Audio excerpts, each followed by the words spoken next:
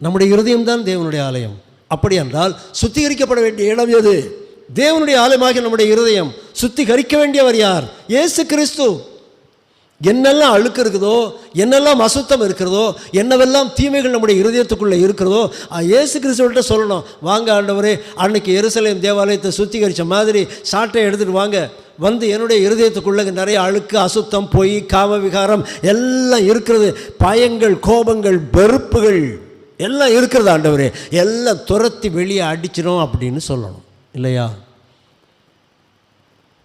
நீங்களே தேவனுடைய ஆலயமாய் இருக்கிறீர்கள். இதுதான் சரியான ஒரு ஆராதனை என்றும் வேதம் சொல்லுகிறது.